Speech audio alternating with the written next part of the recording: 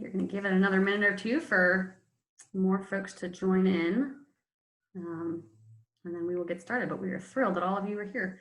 In particular, Hope Squires.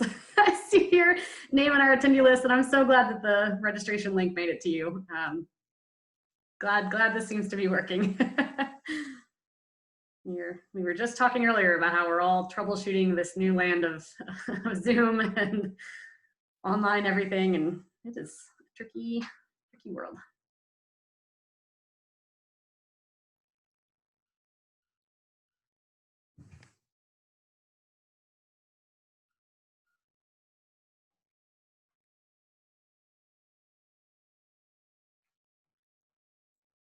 Well, we've got some more folks rolling in, but we may go ahead and get started, I think, with some welcomes and introductions. Thank you guys again so much for joining us. This is Mountain True University is a series of presentations and discussions, conversations that we at Mountain True have been hosting for a number of months, really since the pandemic set in.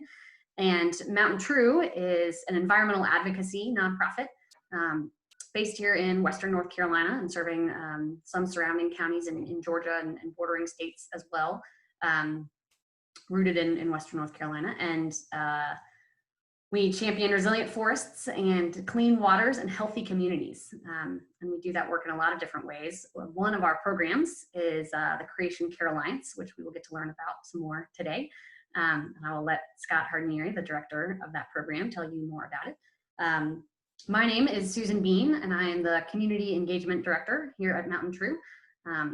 Happy to be helping put on this series in general and also facilitate this conversation between Scott and our guest today, Tami Forte Logan, who is the Director of Faith4Justice. If I have your title right, I apologize if I don't. I'm looking at various notes.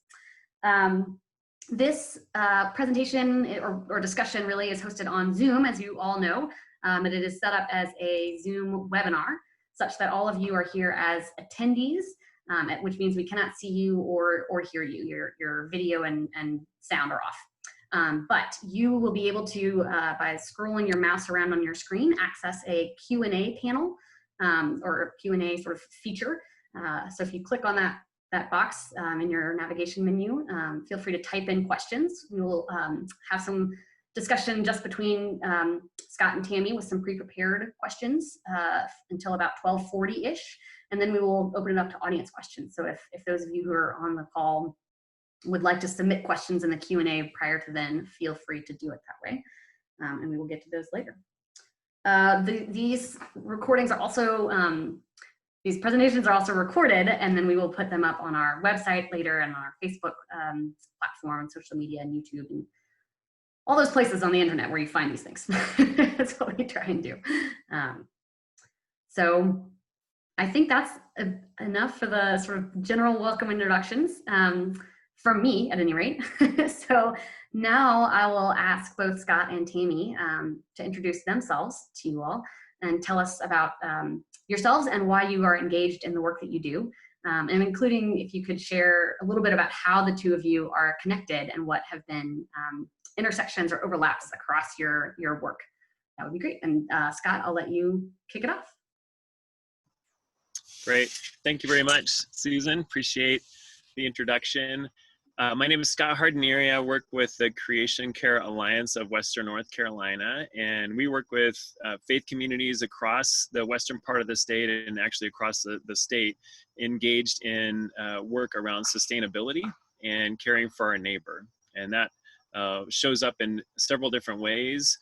We offer inspirational events, educational moments, opportunities for service, as well as advocacy. And we engage whole communities as well as individuals in this work and nudge the conversation along, but mostly accompany the good work that's already happening in the faith communities. We see creation as integrated with people and planet, and recognize that racism and patriarchy and many other aspects of othering is part of the degradation of all creation. And so we're grateful to be in this conversation with Tami today, and I'm grateful to be a part of Mountain True, which is a unique manifestation of an environmental nonprofit and faith communities and spirituality mixed. That's not showing up in a lot of places in the United States anyway. So we're grateful for that.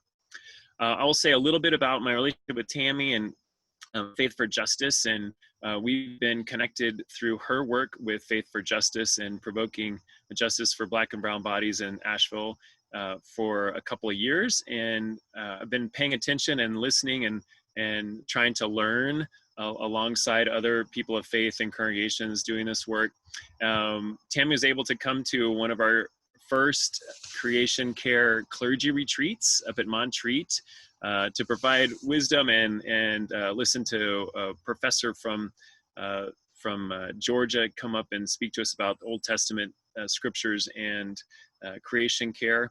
And we continue to listen together. She's done some work with us at Wild Goose Festival and some other areas of the world where we are trying to do this dueling way of caring for people and planet. So grateful for this ongoing mentoring and friendship, and so grateful that you're here, Tami. Thank you, Scott. I am Reverend Tami Forte Logan of Faith4Justice Asheville, and we convened actually in 2016 while I was still in seminary and really wrestling with this barrage of unarmed Black men being shot by police, and really felt a conviction as a person of faith, as clergy, to really wrestle with the question, what is our role as faith leaders as we witness injustice against Black and brown bodies? And so that's kind of how the concept started. And initially, I felt like it was kind of a reaction because it kept getting closer and closer to Asheville when Jai Williams was shot by former officer Sergeant Tyler Radford.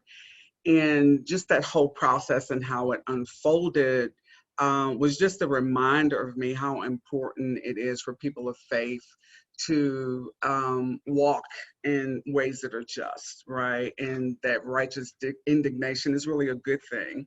And that we are all created in the image and likeness of God. And so we have to start behaving as such. So that kind of motivated the call to other clergy in the Asheville region to start coming together and to pray and to look at scripture and to reflect on what was our role. And it has since evolved, again, that was in 2016, it's since kind of evolved from looking more outward at what was happening in the world to looking inward at ourselves and our institutions of faith. And how does white supremacy show up in the church?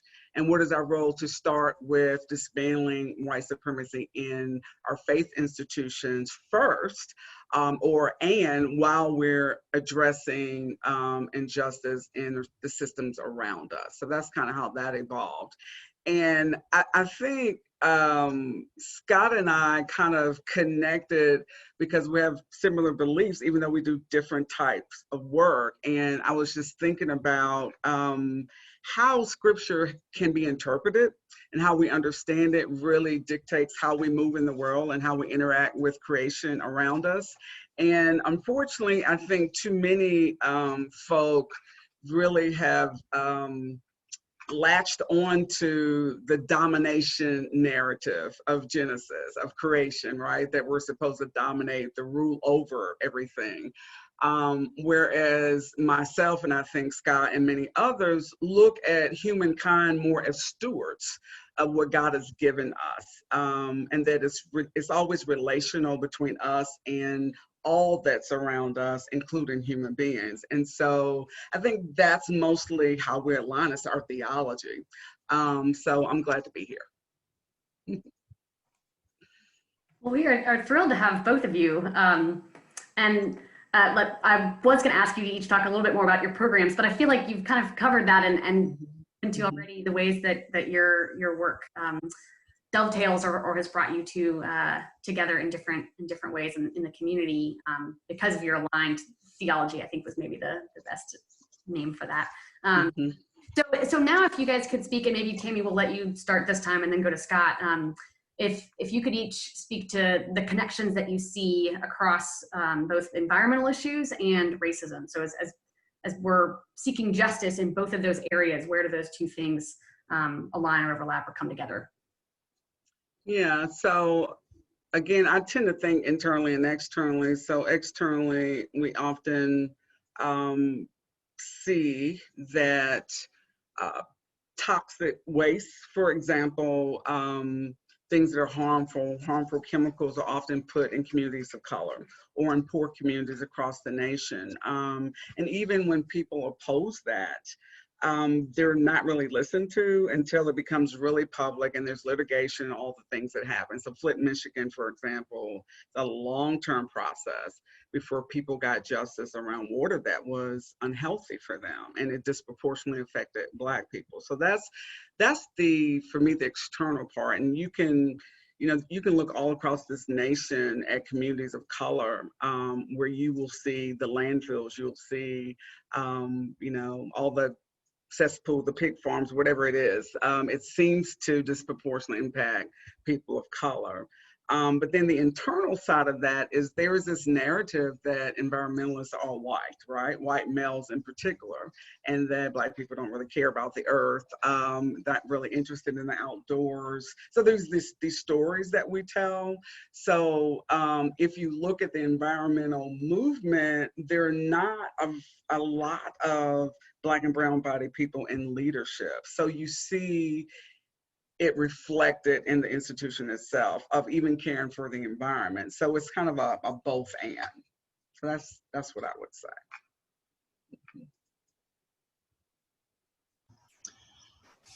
Yes, I would agree. As a white male in this role, definitely recognize, and that's part of what Mountain True is grappling with, is how does Mountain True do the internal work of grappling with racism and how it intersects with the environment, and how does Mountain True influence other environmental organizations to do the hard work of dismantling white supremacy, as well as be peers among those groups, and then also make space for people of color in leadership and in these public spaces that we have been caring for in a long time. So I totally agree with that internal exploration.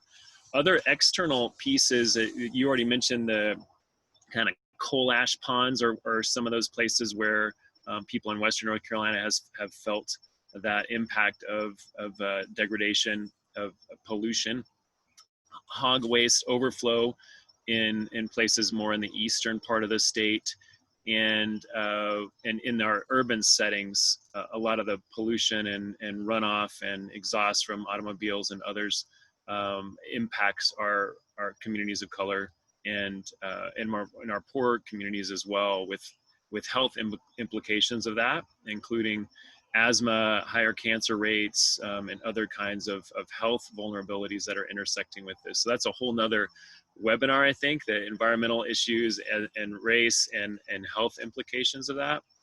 But also we see in the climate change dynamic, when a flood happens, the people that are most impacted and first impacted are poor communities and communities of color.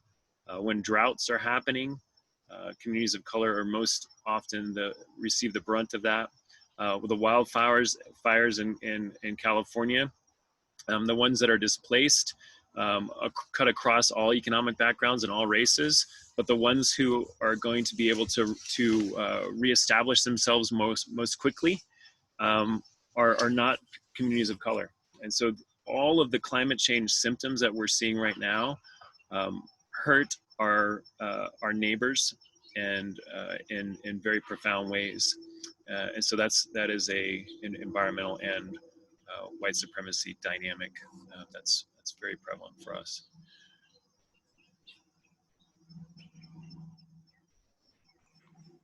Sorry, I wasn't sure if you were done, Scott. I'm not interrupting, am I? Nope, nope. Okay, great. Well, yeah, thank you both for speaking to those overlaps between racism as it shows up in all kinds of ways in our community and our world, and the ways that shows up specifically within environmental movements and environmental justice and environmental racism. There's just so many examples of that you both named.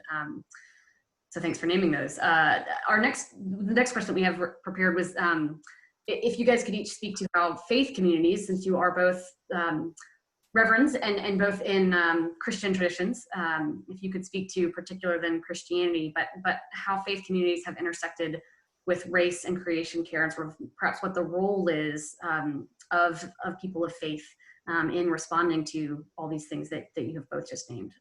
And maybe Scott this time first, and then Tami. So I guess the confession comes first, and that's part of my faith tradition. I'm coming from the Christian Church, Disciples of Christ, within the Christian tradition. And the confession is not a huge part of my tradition, but it is part of Christianity. So just naming that, there's an anti-science thread that has happened within the Christian tradition that cuts across and has created a lot of problems. And we see it now. Even showing up in our media and in our dialogue around COVID. We see it around climate change, and that's a real challenge. So I'm going to share kind of the complicity and some of the problems that Christianity has offered in this, and then we will get to here's some of the ways that are good. So anti-science is one, and then Tami mentioned earlier the dominion theology, and this idea in Genesis 1. And I'm just going to read it from the Old Testament of the Christian tradition. There is this line in Genesis 1:26, let us make humankind in our image according to our likeness, and let them have dominion over the sea, the fish of the sea, over the birds of the air, over the cattle, over all the wild animals of the earth, and over every creeping thing that creeps upon the earth. And people have taken that scripture and applied it across, whether you're drilling for oil, whether you're extracting animals for your own eating, or for clear-cutting forests. People have used this. In fact, our last EPA director spoke about the ability and God's sanctions to go after oil and natural gas. And so this is still infiltrating the way that we look at the earth as a storehouse to be pillaged, and I would say that is a deep problem. Tami mentioned, I think there's a sense of like a pyramid, that all of creation is kind of underneath it, and at the pinnacle of that is humanity. And what has happened also with Christianity is that at the pinnacle, it's not just any human. It tends to be a man human, and it tends to be a white man human, and it tends to be a heterosexual white man human. And Christianity has bolstered all of those things into this, what I see as a false understanding of reality. And it's a really incomplete theology. And so that's a little bit about how I've seen some of the interactions. I'll speak a little bit about some of the scriptural pieces that I think redeem that original idea of subduing and domination. But I think there's a clear, Tami mentioned our understanding of theology, and I think this is similar to what is happening in race and patriarchy as well. Tami, you want to jump in there? Yeah, I mean, you said it very well and very comprehensively. I don't really have much to add to that, Scott. I do think,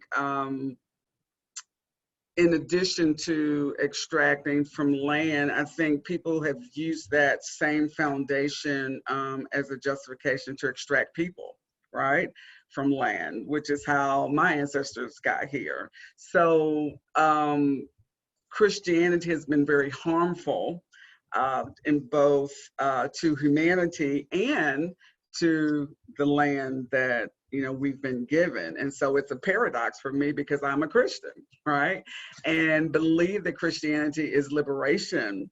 It's my salvation, but it also has been manipulated. It's been co-opted to yeah, kind of propel this capitalist military type doctrine, you know, that we can just control and take whatever we want and God is going to bless it. So manifest destiny, for example, is a result of that theology. So it definitely needs to be reconciled. It needs to come back to its former meaning. And as you know, in the Christian world, there are warring thoughts, right, about what these things actually mean. But yeah, we're seeing a lot of it of late in terms of how yeah, this country interacts with other countries, in terms of how we interact with each other here, and our relationship to the land. Like, all of that is connected to Christianity, Christian thinking that has become very pervasive, and kind of this dominant particular type of Christianity, this dominant narrative that now reigns. And one, as you said, is anti-science. And I don't even know how they got there, but just the elevation of our current president, and using terms to describe him like godly, which does not reflect scripture in any shape, form, or fashion. So it's, yeah, communities of faith, particularly Christianity, has been a double-edged sword for sure, in terms of the harm that it's done, but also in terms of the healing that it's done, and hopefully will continue to do, to do some undoing, some unlearning from some of the things we've been taught to believe about ourselves for a really long time. So I'll leave it at that. So I appreciate a lot of aspects of what both of y'all were just saying, and I think when I was thinking about how this question would play out, and I know that I wasn't involved in some of the conversations you two had sort of preparing for this conversation, but when I was thinking of the role that the church or the faith communities have played in perpetuating harm upon both the environment and people and human communities in the world, I thought of it sort of more like historically, I think, in that you know, there has been past extraction or past abuse or past harm to these people and these resources. And yet I think what I'm appreciating in this moment, hearing each of you talk, is thinking about how that's actually happening still, right? And so I'm curious to hear more about I don't know, for you to expound on, and I think I'm sort of leaving our prepared stuff a little bit, but the role that we have to play in faith communities or in environmental organizations or in justice movements, you know, however you want to frame that, but the role that we have to play in balancing, acknowledging the harm that continues and the extraction of resources and the sort of abuse that is happening in the moment, alongside that hope for healing that you were naming, Tami, and how we sort of try to not do both of those things. We do not want to continue to perpetuate that harm, but we have to sort of acknowledge that it's happening and try to not allow it to happen, sort of fight back against it, but also heal and create a better vision for. So if that's a question, or if either of y'all could speak to that, I'd be curious to hear your thoughts. Well, just what comes up for me, Susan, as you're saying that, is that Christians have to speak up. Like, they have to acknowledge it verbally, openly, publicly. They have to speak up about the harm that's done, both in terms of the land and the resources and people, because the ones who do speak up become the voice of all Christianity, right? There are particular clergy that our president listens to. There are particular clergy that people who are extracting from the land are listening to. And there are those that don't, right? Those they're not listening to. And I just think that people of faith who believe we are stewards, that we are connected to the land and to each other, need to speak more loudly. That in fact is the case. because the squeaky wheel gets the oil, and that's what's happening. There is this strange silence that continues, which is one of the reasons that I felt called into this justice work so deeply, is because I wasn't hearing the voices of the Christian church. I wasn't hearing anyone speak up or speak out about the injustices. So yeah, I think that's what we need to do, is be a voice. That God gave us a voice, and God gave us the word, right, to share with other people. And it doesn't always make people feel good to hear it, but when the land is being raped and the resources are being extracted all over the world, even to our own destruction, like to the point of destroying ourselves as human beings. My husband was joking the other day, and he said, well, I guess, we'll head to the moon. And I thought, well, if we go to the moon, we'll just tear that up too, and then we won't have anywhere to go. So we've got to stop this this idea that we can dominate, control, consume everything that we want, everything that we desire, without any type of checks and balances, without any balance whatsoever. Yeah, it is a detriment to us all.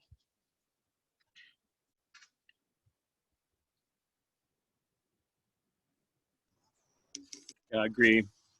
I think an additional piece for me, working with this organization, with Creation Care Alliance, and seeing congregations right now, and ongoing, but really in the past 6 months, begin to grapple anew with racism.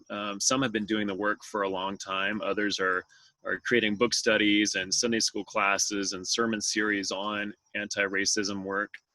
And in the midst of that, there is, like a little conversation that Tami and I had was, what does it look like to extract wisdom and knowledge and experience from the people of color right now, and how is that, how does that hurt individuals, and then our organizations like Mountain True? How does that perpetuate white supremacy and some of this culture of extraction?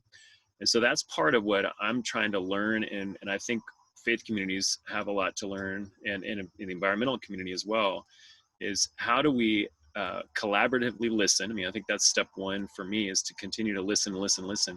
But when I ask to make sure that it's not that we are compensating experts, like that's one of the pieces for us, is like, how do we fairly compensate the wisdom and experience that we're asking for people to serve on boards and committees and be speakers and do different things. Like Creation Care Alliance continues to try to do that, and we're learning on how to do that in a mutual way. So that's just part of, whenever you're bringing that up, that's really close for me.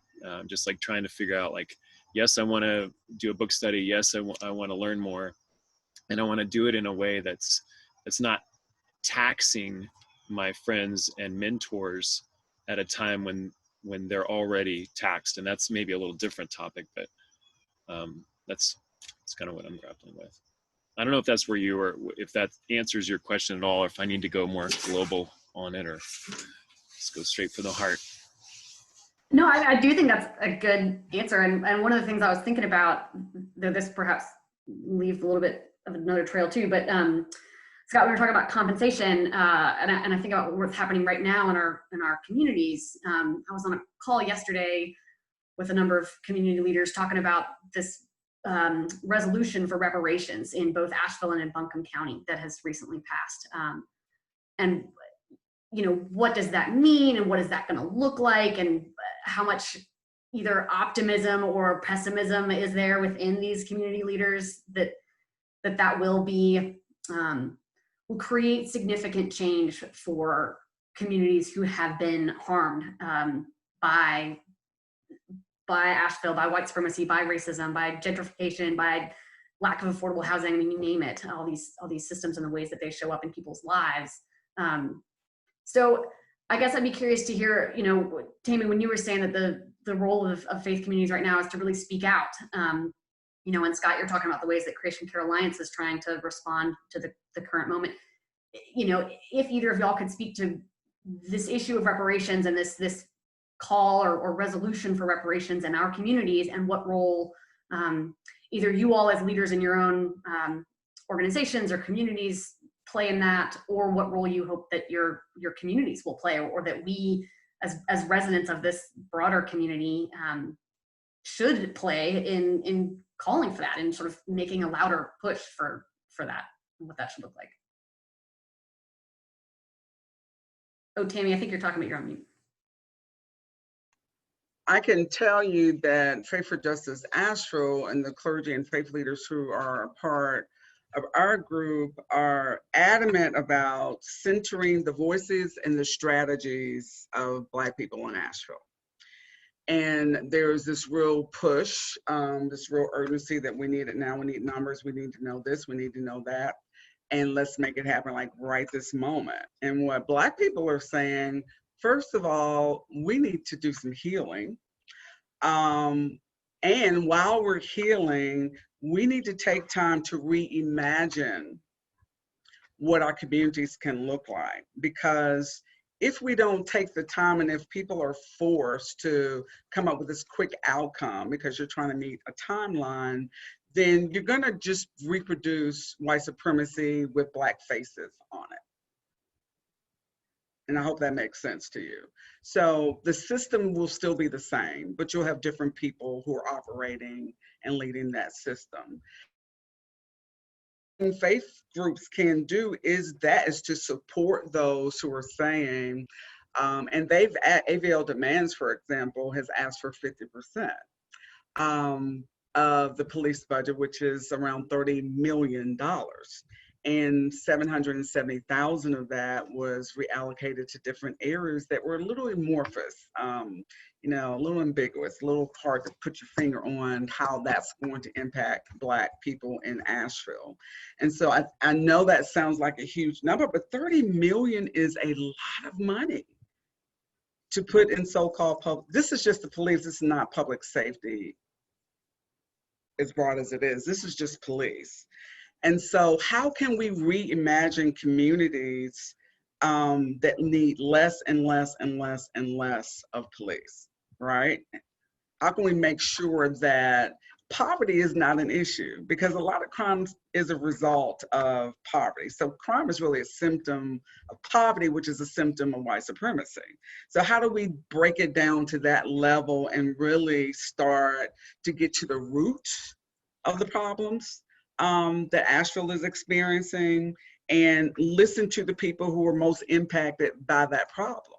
And that is going to be the challenge of our white siblings, our Christian siblings, all siblings, to really grapple with the depth of damage that has been done since the 1400s, really, right? And in terms of the world. So, yeah, that's the way that white people and white Christians can really support reparations, is let the people who are asking for it define it for themselves. Don't tell them what it should look like and how it should look. And it's going to take time to do that. So, Scott. Okay, here's my 10-point plan on reparations. I've got it all mapped out. Go ahead and just lay it on the table. Just kidding. You see the irony there? I'm in full agreement with what Tami is saying, and I'm not an expert on reparations, and I'm grateful to hear that sense of prophetic imagination. That's a Walter Brueggemann way of saying the same kind of way of reimagining our systems and our individual communities and our individual lives. And I am interested in how faith communities can step up, not only to listen and to center Black and brown voices in this, but also how they can engage in this conversation in a way that owns up to their own complicity, our own complicity in this. Yes, it's one thing just to ask governments and agencies to explore these things, but the Christianity has a lot of resources that that they have due to injustice that they've invoked and that they have benefited from. And so we have our own work to do. And I think that's, and I'm curious how there could be overlaps environmentally. And I don't want to put forth any solutions, but I know that faith communities own land. They have arable land, and they have land that could be used for housing.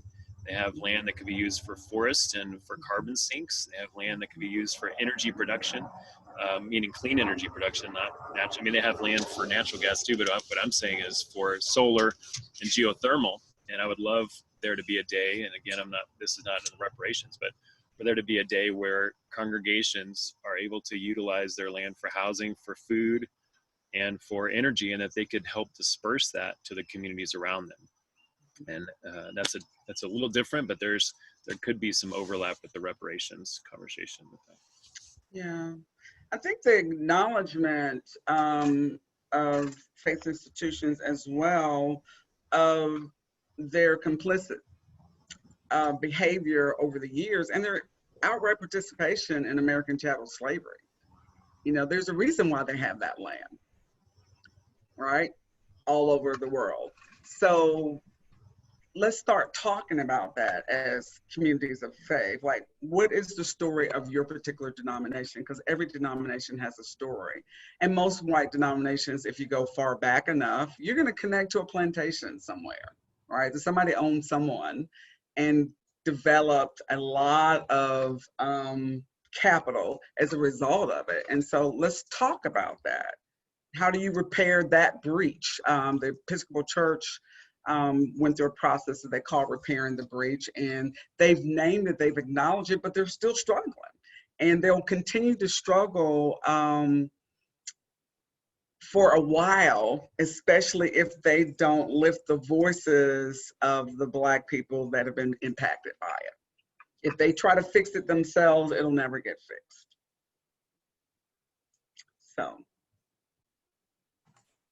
Yeah, and I was just thinking that I feel like you could say that all those exact same statements, and instead of faith community, put environmental organizations. Like I feel like Mountain True is really wrestling right now with how do we, as a white staffed organization, we have people of color on our board, we have people of color who are members of ours, but historically very white and have benefited from white supremacy as an organization. There's no doubt about that. And so how do we acknowledge that in ways that are meaningful and significant, and respond to that in ways that are meaningful and significant, and move towards repairing harm rather than perpetuating harm? And, you know, where do we acknowledge that we have public lands in this country and lands that have been stolen and taken from other peoples, from Native peoples, or you know, we've benefited from wealth that was taken.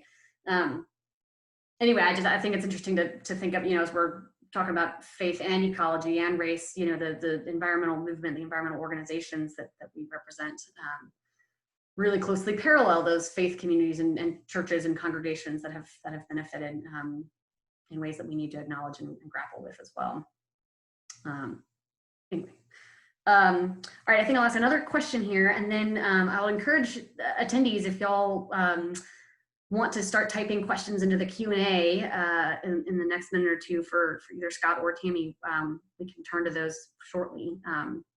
But one more question that we wanted to hear about was, and you guys have spoken to this already too, but how faith communities can grow in their work towards justice in their communities. I think we talked about the role that we each and that our congregations and communities have to play, but thinking of sort of how folks can grow in that work towards justice, and then if there are examples of healthy work that either of you see happening in your communities in any way that you would like to share. Then this call that I was on yesterday, we were looking at the reparations movement that's happening now. I mean, there were really good opportunities for both optimism and pessimism in that conversation. It was encouraging to hear from someone who lives in New York and works all across the country in different ways. She was like, I am so excited to see what is happening in Asheville right now. And so even if a lot of you local leaders are feeling frustrated by wanting, you know, this to happen faster, to happen better, or to, you know, happen on different fronts at the same time, like just know that you're also a beacon of light to many other places in the country right now, which was just exciting and encouraging to hear. So I guess along those lines, or in that vein, can either of you point to examples of healthy work happening in your communities? And whoever wants to pop first on that can go for it.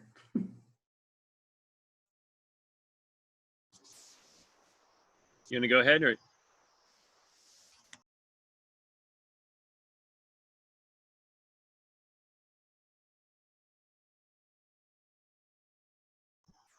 Me first.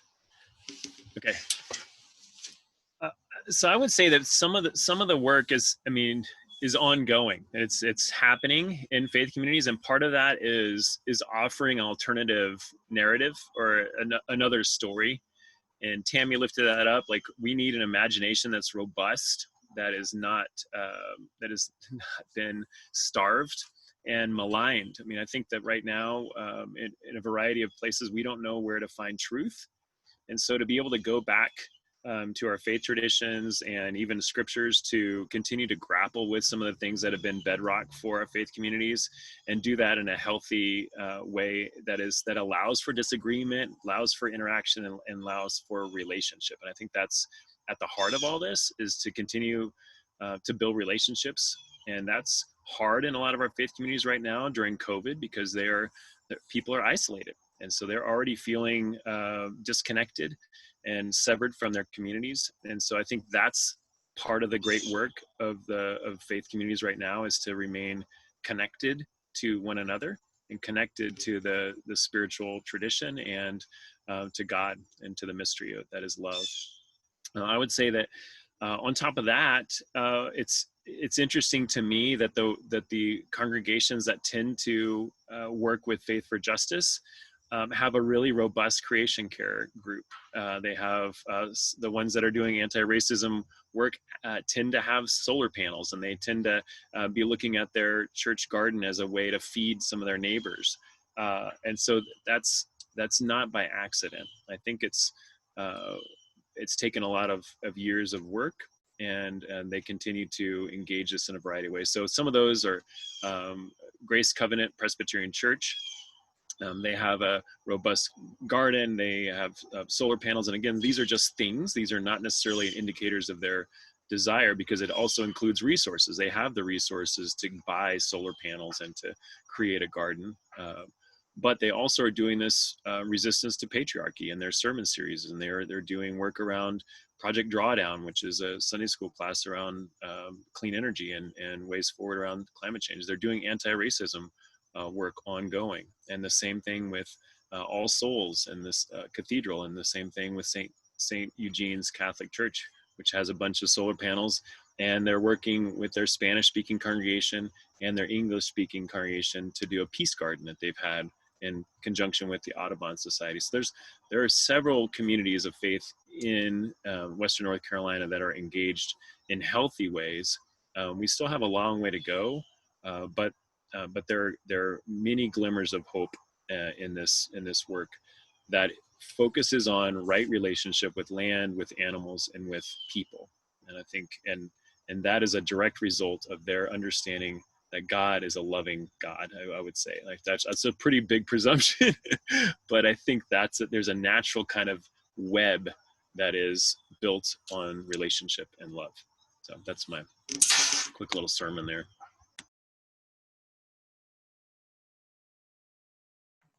Tami, you're muted right now.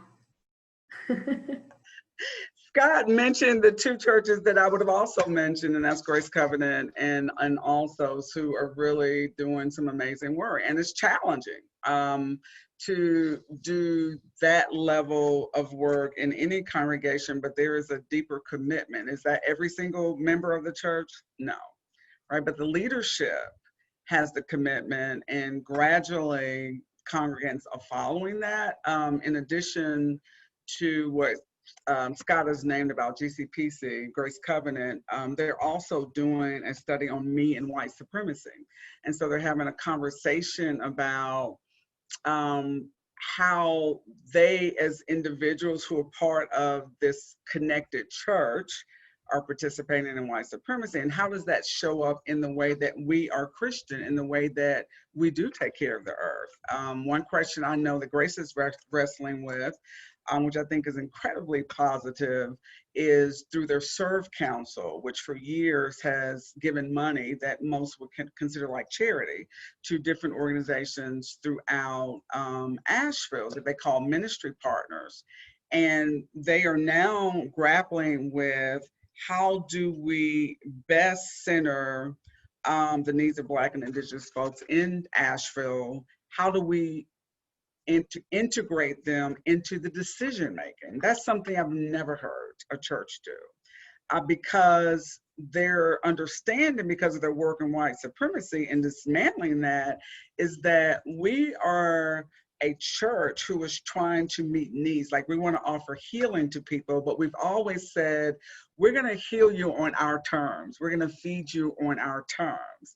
Now we understand that you need to say to us, like, really, what do you really need? And how do you need it? And how can we be partners, like real partners, rather than I'm going to give you this amount of money or this food or whatever it is, and I've done a good deed, right? Rather than a relationship between this church and the people that they're ministering to, which is a very different approach, right? From just giving you something, you go away, I never see you again until next year, until let's really start having a mutual relationship. And it connects the garden that they have as well, because that's open. You know, they're examining how can we use the space in our building that, you know, most churches are closed throughout the week, right? And Sunday they're wide open, but how can we use that space to help meet the needs of people throughout the week? So they're really doing some good work. Those are the two I know of. I imagine there are more. The other thing I would say is, I believe that faith leaders and members of these congregations are beginning to think critically in a way that I haven't seen before. They're asking questions they didn't ask before. They're actually exegeting the scriptures so that they can see, for example, in Genesis, there are actually two narratives. And that's the one that we've been writing. We haven't been paying attention to that one. So that critical thinking is also beginning or planting these seeds for transformation in congregations. So yeah, there's a lot of good work that's happened. If it wasn't, I wouldn't be doing it. If I didn't see any hope in this, but I see changes all the time.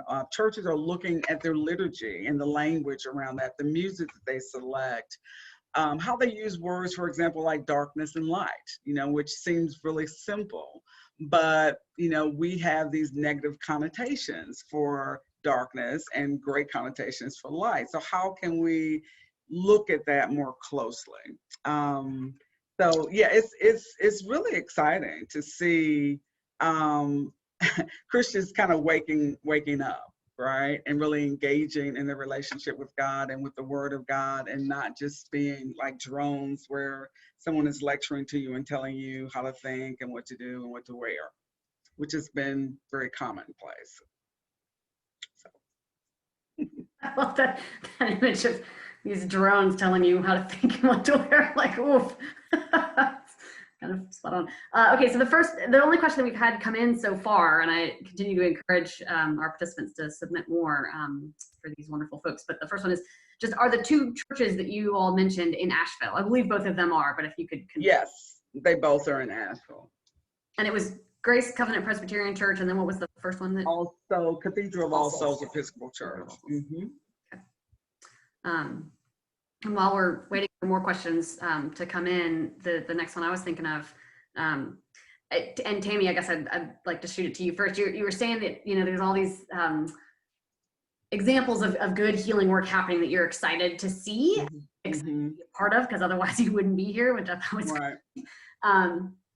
And I'd be curious to hear about the projects or efforts that Faith4Justice in particular is either leading or is preparing to launch, or, you know, things that you have coming up that you're excited about, sort of alongside, you know, you see these faith communities doing these things that you're excited to see. Are there things that you're excited to you know, be a part of or spearhead, or however you... Yeah.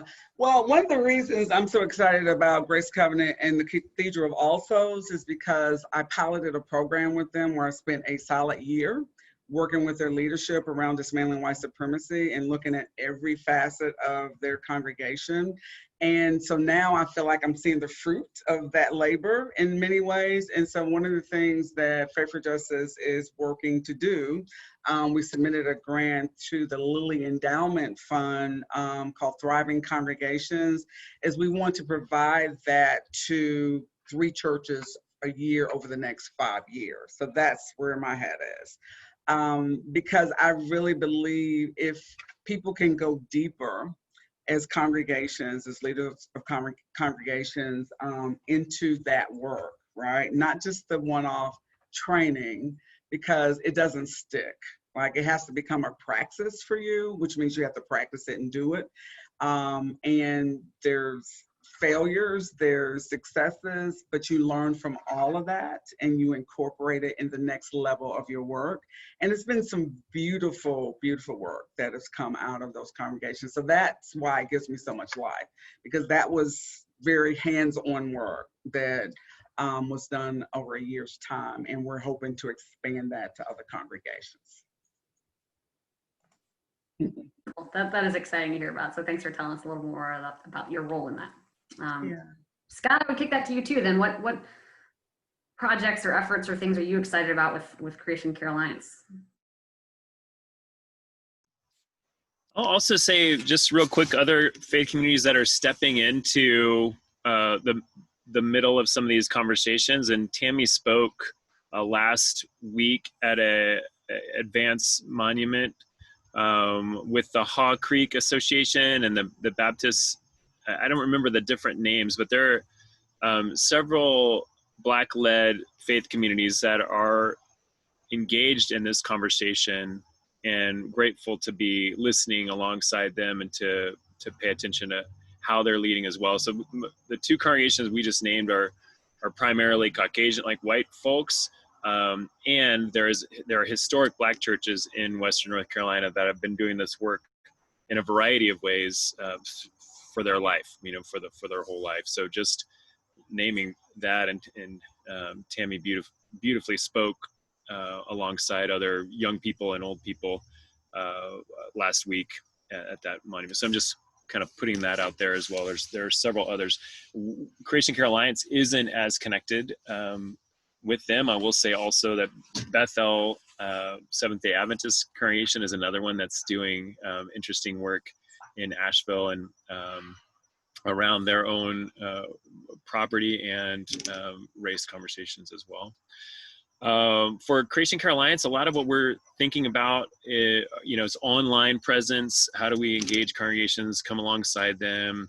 And we just launched our second eco grief circles. And so this is a way of acknowledging pain and suffering in the world and in our own lives. And we have 2 different circles, or really rectangles because they're on Zoom, but space for people to express anger and shame and sorrow and fear as it relates to not only climate change, but also ecological destruction and COVID-19 and racism. We consider that kind of the 3 main pandemics are COVID, climate change, and racism in the United States. And so this is a space for people to come together and grieve. And it's not a therapy group, but it has elements of healing that we think will be beneficial to people. So that's one thing. And just ongoing kind of, there's still congregations that are interested in how do we plant a garden, and how do we do solar panels, and what are ways to be more energy efficient. And we are excited to be able to accompany congregations as they try to be more resilient into the future, because they're learning how to be church in a whole new way right now, and we just want to attend to them. We're trying not to add a lot of things to their schedule because everyone's tired. I'll say that everyone's that I'm interacting with, they're just exhausted. So that's a little bit about us. Thanks for telling us about those things, both of you. All right, we've had another question come in from our audience, our engaged audience. Are there any Black-led faith congregations in Asheville working with white-led faith congregations in Asheville? What is the main focus of their partnership? I know that there is a relationship with WNC Baptist Fellowship and the Lutheran Church. I can't remember the name of the Lutheran Church. They've had probably a 2-year relationship that they've been cultivating and building. The specific focus of that, I don't know. I don't get in the weeds of that, but I do know that they've had joint worship, and I facilitated a conversation after the movie Just Mercy that both congregations attended with them. So they're grappling with some of these same questions and challenges. So those are the only two I'm aware of. If there are more, I don't know about them. And I often caution white people who want to engage very quickly with having a relationship with the Black church without doing their own work around dismantling white supremacy, and also allowing Black-led congregations to do their work and then pull it together. Because the way that we are socialized as Black people in this country, and particularly in faith circles, is we tend to default to whiteness in spaces, right? And so the typical Black congregation that you engage, if you're being, for example, you're in relationship with the pastor, say the two pastors get together and they decide they want to have a program, they want to do a worship service or whatever. In the process of organizing that, so say you have people on both sides trying to put this thing together, there are a lot of microaggressions that happen. And people don't have the language, they don't have the capacity sometimes to address that as it happens. And so it's hard to get to the deeper roots of why we do and why we don't do things when you have that type of relationship where you're not really able or really understand the importance of calling each other into accountability. And so it doesn't become mutual, right? There may be some benefits for both, but in terms of going deeper into the work and you really acknowledging white supremacy and how it operates in you, and me really acknowledging white supremacy and how it operates in me, that tends not to happen in those, I call them kumbaya moments, right? When we get together and we have a good time, and because we're in the same space together, we feel like we've accomplished equity, right? But we really haven't. So that is usually the go-to with my white colleagues in terms of building race relations, but it has to go much deeper than that. Like if you can invite a person to your pulpit to preach, that's one thing. But if you can call them out when they have done the microaggression and you not get mad and leave, that's another thing. And that takes deeper relationship. So I hope I'm making sense. Oh, for sure. Yes. And I really appreciate hearing that. Yeah. Yeah. We all need to hear that. Yeah, it's easy to check it off the list when you say we've done this together, but have you really? Yeah, and it looks good, right? The optics of that are like, oh, look at us, which I acknowledge, like here we are, this white organization bringing in a Black woman. Right. What is really the mutual benefit of that? And is it long term? And are you dismantling white supremacy as you're doing it? Because if you're just perpetuating it, putting another face on it, then I don't think that's very fruitful. Yeah. Well, we are at 1 o'clock, but if there's sort of final thoughts that either of you want to share, please do. I can't thank you both enough for this conversation. I've personally enjoyed it, and I'm really grateful for your time and energy and the depth of and the genuineness of the relationship that that you two have had working together and navigating some of this terrain of how do we both pursue justice and how do we partner in that in ways that are real and substantive and not just sort of looking good for the sake of checking the box if we're doing our diversity work. So I'm grateful to both of you for doing that hard work. Thank you. I don't have any comments. Just thank you for the opportunity to share and to hang out with Scott for a little bit. We're always missing each other. I'm the same. I'm just really grateful for this space and for the conversation, and just excited to be a part of the unfolding of what may come. And it's inspiring to be around people that are doing amazing things for amazing reasons. And Tami is one of those, and she hangs out with a lot of those. And Susan, you're one of those as well. And so I'm grateful to be in this circle. Thank you. All right. Well, thank you all again. And thanks to those of you who attended and participated and for your questions. We're grateful for y'all out there as well in this hidden mystery Zoom world that we're in. Yes, it's good to see you guys on the participants list. Yeah, thank you. All right. Thanks, everybody. Have a good one. You too.